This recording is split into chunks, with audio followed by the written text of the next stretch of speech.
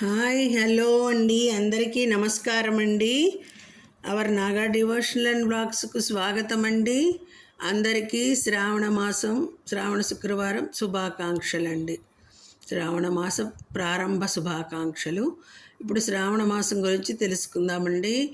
మన సనాతన హిందూ ధర్మంలో చాంద్రమానం ప్రకారం మనకున్న 12 మాసాల్లో 5వది మరియు ఎంతో పవిత్రత కలిగినటువంటి మాసం శ్రావణ మాసం. శ్రావణ మాసం అంటే శుభమాసం. శ్రావణ మాసాన్ని నభో మాసం అని కూడా అంటారు. నభో అంటే ఆకాశం అని అర్థం. ఈ నెలలో వచ్చే సోమవారాలు, మంగళవారాలు, శుక్రవారాలు, శనివారాలు ఎంతో పవిత్రమైనవి. ఈ నెలలో వచ్చే ముఖ్యమైన పర్వదినాలు శ్రవణ నక్షత్రం, విష్ణుమూర్తి జన్మ నక్షత్రం కూడా. శ్రవం నయతీతి శ్రేణ నీయతీతి వా శ్రవణం వేదవాచ్మయం అన్నారు. హయగ్రీవుడనే రాక్షసుడు వేదాలను అపహరిస్తే విష్ణుమూర్తి హయగ్రీవుడిగా వచ్చి వేదాలను సంరక్షించాడు. హయగ్రీవుడు అవతరించింది శ్రావణ మాసం, శ్రావణ శుద్ధ పౌర్ణమి నాడే. తెలుసుకుందాం. జంధ్యాల పౌర్ణమి, కృష్ణాష్టమి, పోలాల అమావాస్య, నాగ చతుర్థి, నాగ పంచమి, పుత్రదా ఏకాదశి, దామోదర ద్వాదశి, వరాహ జయంతి, ఇలా అనేక పండుగలు వస్తాయి.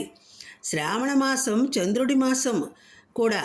చంద్రుడు మనఃకారకుడు, అంటే సంపూర్ణంగా మనస్సు మీద ప్రభావము చూపే మాసము ఈ మాసమందు రవి సంచరించు నక్షత్రముల ప్రభావము చంద్రుని మూలకముగా మన మీద ప్రభావం చూపును.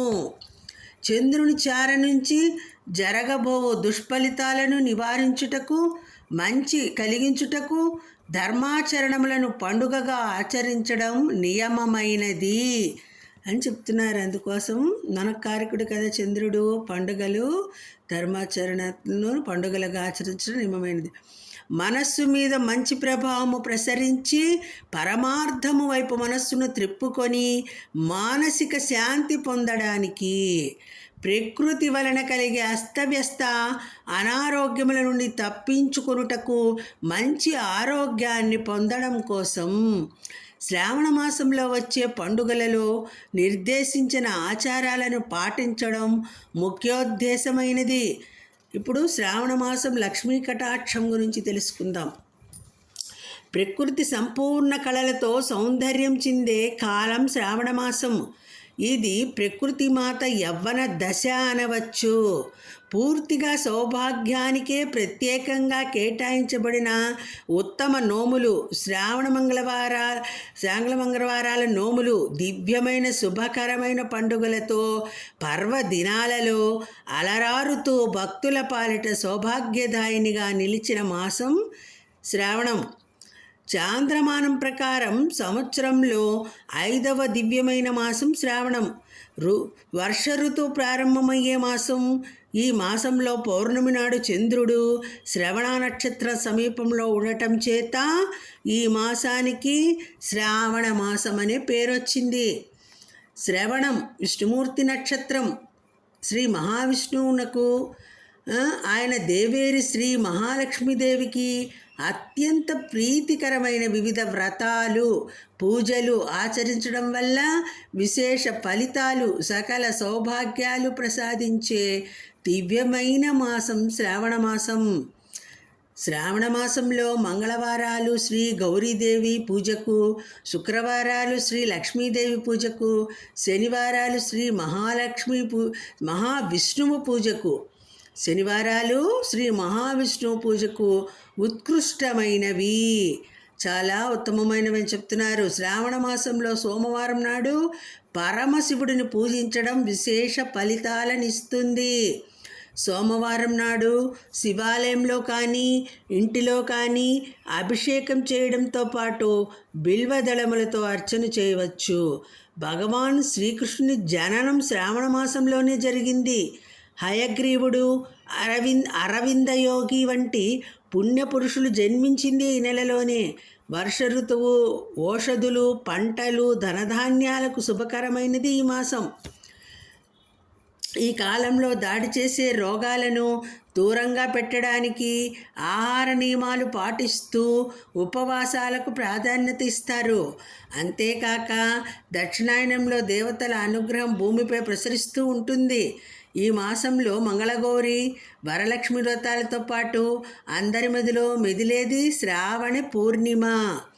శ్రీ రాఘవేంద్ర స్వామి ఆరాధన మరియు శ్రీ కృష్ణాష్టమి.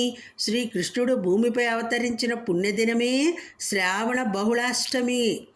శ్రావణంలో గృహ నిర్మాణాన్ని ఆరంభించడం వల్ల సకల శుభాలు కలుగుతాయని మత్స్యపురాణం చెబుతున్నది. శ్రావణ శుద్ధ చవితిని నాగుల చవితి అని, పంచమిని నాగపంచమి అంటారు. నాగ చతుర్థి నాడు ఉపవాసం ఉండి పుట్టలో పాలు పోసి నాగదేవతను పూజించాలి. నాగపంచమినే గరుడ పంచమని కూడా అంటారు. నాగులకు పాలు పాయసం, నువ్వుల పిండి, చలిపిండి నైవేద్యంగా సమర్పించాలి. చలిమిడి నైవేద్యంగా సమర్పించాలి. దీనివల్ల సర్పదోషం తొలగుతుంది. కొత్తగా పెళ్ళైన ఆడపిల్లలు తమ ఐదోతనం కలకాలం నిలవాలంటే ఈ మాసంలో ప్రతి మంగళవారం మంగళగౌరీ వ్రతాన్ని చేస్తారు. పెళ్ళైన సంవత్సరం నుంచి వరుసగా 5 సంవత్సరాల పాటు నోము నోచి చివరి సంవత్సరం ఉద్యాపన చేస్తారు. శ్రావణ పౌర్ణిమకు ముందు వచ్చే శుక్రవారము స్త్రీలు వరలక్ష్మి వ్రతాన్ని ఆచరిస్తారు. ఈ వ్రతం చేయడం వల్ల లక్ష్మీదేవి కృప కలిగి సకల శుభాలు కలుగుతాయని శాస్త్రవచనం. ఈ వ్రతాన్ని గురించి పార్వతీదేవికి శివుడు ఉపదేశించాడు. శ్రావణ పూర్ణిమను భారతావని మొత్తం ఎంతో పవిత్రంగా భావిస్తారు. ఏడాదికి వచ్చే ద్వాదశ పూర్ణిమల్లోనూ శ్రావణ పూర్ణిమకు గల విశిష్టత ఇంతింత అని చెప్పనలవి కాదు. ఈరోజు చేసే హయగ్రీవ ఆరాధన ఉన్నత విద్యను ప్రసాదిస్తుంది. ఇదండి శ్రావణ మాసం గురించి మనం బాగా వివరంగా తెలుసుకున్నాము. ఈ వీడియో నచ్చినట్టయితే లైక్ చేయండి, షేర్ చేయండి, సబ్స్క్రైబ్ చేయండి. అందరికీ ధన్యవాదములు. సర్వం శ్రీకృష్ణార్పణమస్తు. లోకా సమస్తా సుఖినో భవంతు.